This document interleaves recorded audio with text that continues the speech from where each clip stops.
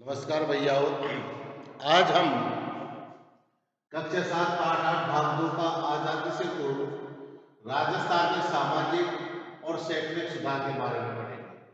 भाग 1 में हमने पढ़ लिया था बाल विवाह, दास प्रथा उन्मूलन, डायन, कन्या वध प्रतिबंध और सती प्रथा आदि के बारे में हमने पढ़ लिया था। उसके बाद में हम पढ़ेंगे शैक्षणिक सुधार। शैक्षणिक सुधार भारतीय समाज में प्राचीन काल से ही शिक्षा का महत्व रहा है। जो हमारा भारतीय समाज था, इसमें प्राचीन काल से ही शिक्षा के प्रति लोगों का रुझान रहा और प्राचीन काल में शिक्षा के मुख्य केंद्र घरेलू शिक्षा, गुरुकुल शिक्षा, विद्याश्रम, आश्रय स्थल, पाठशाला, मकतब, मदरसे, मठ आदि में रहे। अब जिस संप्रदाय का लोग था, उस संप्रदाय के वहां जाते, शिक्षा अध्ययन करते, ग्रहण करते और परिवार प्राथमिक और व्यवसायिक शिक्षा के प्रमुख केंद्र होते थे। प्राचीन काल में क्या होता था कि जो परिवार होता था वह और व्यवसायिक शिक्षा यानी कि व्यापार करने की शिक्षा के जो प्राथमिक केंद्र होते थे परिवार होता था और इन दोनों के प्रमुख केंद्र थे। प्राथमिक परिवार परिवार प्राथमिक शिक्षा व्यवसायिक शिक्षा के प्रमुख केंद्र होते थे। तो परिवार के अंदर ही बालक को छोटे बोलना, चलना, पढ़ना, लिखना सिखाया जाता था। उसी प्रकार जिस प्रकार का व्यवसाय करते थे उसी प्रकार के उसको शिक्षा दी जाती थी। राजपूताना में भी शिक्षा विभिन्न काल के क्रमों से गुजरी। जो हमारा राजपूतों का काल था उसमें भी शिक्षा कई दौर से गुजरी। ब्रिटिश साम्राज्य ने 19वीं सदी से पूर्व की शिक्षा को देसी शिक्षा या इंडिजीनियस एजुकेशन से संबोधित किया। तो जो ब्रिटिश साम्राज्य के जो लोग थे उन्होंने 19वीं शताब्दी के अंदर से पूर्व ही की शिक्षा को कौन सी शिक्षा कहा? देसी शिक्षा। कौन सी शिक्षा कहा उसको? देसी शिक्षा यानी इंडिजीनियस एजुकेशन कहा। इसके बाद की शिक्षाओं को और इनके बाद की शिक्षाओं को इसके बाद की शिक्षा को अंग्रेजी शिक्षा, पाश्चात्य शिक्षा या आधुनिक शिक्षा के नाम से संबोधित किया। इस प्रकार 19वीं सदी में एक और शिक्षा का पारंपरिक स्वरूप नजर आता है, तो दूसरी ओर अंग्रेजी का शिक्षा का प्रभाव 1819 में आधुनिक शिक्षा का जो स्कूल था 1819 में आधुनिक शिक्षा का स्कूल अजमेर में खोला गया। यानी कि आधुनिक शिक्षा का सर्वप्रथम स्कूल कहाँ खोला गया? अजमेर के अंदर खोला गया। इसके पश्चात पुष्कर, भिलाई, केकड़ी में भी स्कूल खोले गए, लेकिन लोगों द्वारा ईसाई धर्म की शिक्षा दिए जाने के कारण उस शिक्षा का विरोध किया गया और अंत में उन स्कूलों को बंद करना पड़ा। यानी कि जनता के विरोध के कारण परिणाम स्वरूप ये ईसाई धर्म के स्कूलों को बंद करना पड़ा। 1835 में अंग्रेजी भाषा राजकीय भाषा बन गई। 1835 के अंदर जो अंग्रेजी भाषा थी, पाश्चात्य भाषा थी, वह राजकीय भाषा बना दी गई। अतः अंग्रेजी शिक्षा प्रणाली का महत्व बढ़ा। जब उसको राजकीय भाषा बना दी तो अंग्रेजी भाषा का महत्व बढ़ा। फलस्वरूप रियासतों में आधुनिक शिक्षा प्रणाली को भी अपनाने वाले स्कूल खुलने लगे। अब उसके फलस्वरूप क्या रियासतों के अंदर भी आधुनिक शिक्षा प्रणाली को अपनाने के लिए नए नए स्कूल खोलने लगे और 19वीं सदी तक, 19वीं सदी के अंत तक जैसलमेर को छोड़ करके राजपूताना की सभी रियासतों में शिक्षण संस्थाएं प्रारंभ हो चुकी थी। मात्र जैसलमेर ही एक ऐसा राज्य था जिसके अंदर अंग्रेजी स्कूल नहीं खुले थे।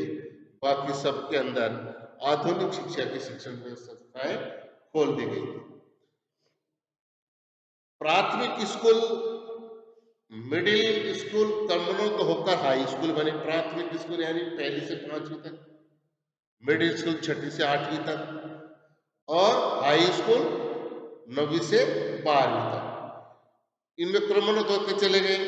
इनमें सबसे पहले अजमेर का सरकारी स्कूल 1851 में हाई स्कूल बना। अब तो सबसे पहले हाई स्कूल कौन सा बना? अजमेर का स्कूल, वो हाई स्कूल बना। कब बना? 1851। रियासतों में हाई स्कूल कक्षाओं की पढ़ाई प्रारंभ हुई। अब रियासतों के अंदर क्या, जब हाई स्कूल बन गए 9 से 12वीं तक, तो उसकी पढ़ाई भी प्रारंभ हुई, लोगों ने शिक्षा अध्ययन करना प्रारंभ किया। राजपूत शासकों, रियासत के शासकों, राजकुमारों, सामंतों के पुत्रों के लिए अंग्रेजी शिक्षा की व्यवस्था अलग होती थी। उनको अलग पढ़ाया जाता था अंग्रेजी शिक्षा। किन किन लोगों को? राजपूत शासक हो, चाहे रियासतों के शासक हो, चाहे राजकुमार हो, के सामंतों के पुत्रों, इनके लिए अंग्रेजी शिक्षा का अलग ही प्रबंध था। अब इनका पृथक प्रबंधन करने के उद्देश्य से सन 1872 में वायसराय लॉर्ड मेयो की, कौन था? 1872 में वायसराय लॉर्ड मेयो के नाम पर अजमेर में मेयो स्कूल की स्थापना हुई। अजमेर में कौन से स्कूल की स्थापना हुई? मेयो स्कूल की स्थापना हुई। कौन से स्कूल की स्थापना हुई? Mayo school. किसके नाम पर? वायसराय लॉर्ड मेयो के नाम पर, जिसका प्रथम सत्र 1875 से 76 में प्रारंभ हुआ। यानी कि जो प्रथम बैच निकला वो 1875 और 76 के बीच का निकला। पंडित जनार्दन राय नागर ने सभी के लिए शिक्षा के उद्देश्य से 21 अगस्त 1937 में राजस्थान विद्यापीठ संस्था की स्थापना की।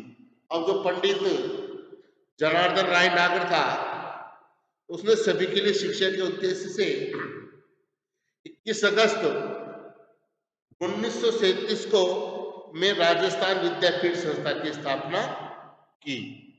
इसके बाद पहले तो पुरुषों को शिक्षा दी जाती थी, उसके बाद में उन्होंने सोचा कि भाई पुरुष क्यों, महिलाओं को भी शिक्षा दी जाती थी। फिर उसके बाद में उन्होंने महिला शिक्षा को प्रारंभ किया। इसको प्रारंभ किया महिला शिक्षा को। अब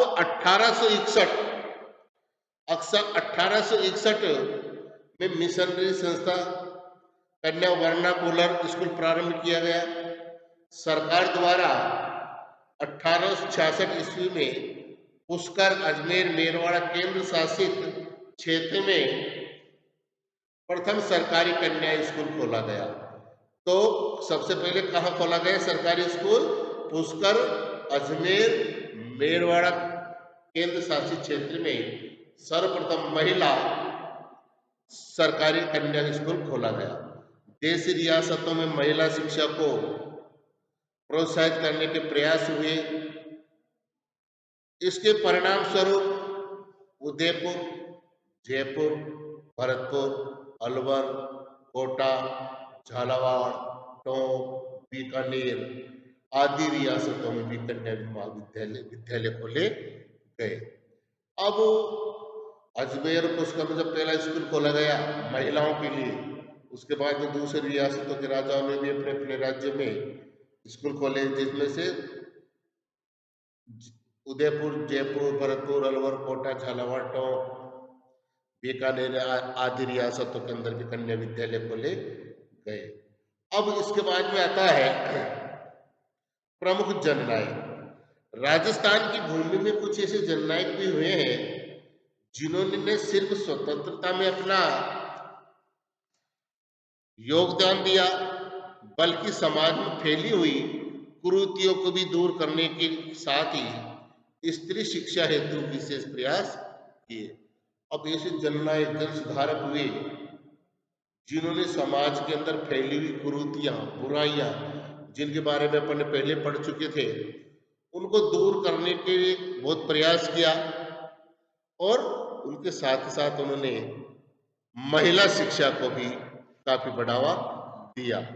अब इनमें ऐसे कौन कौन से लोग थे जिन्होंने कुरीतियों को दूर करने का काम किया, कल अगले भाग में हम इसको पढ़ेंगे। तब तक के लिए धन्यवाद, नमस्कार।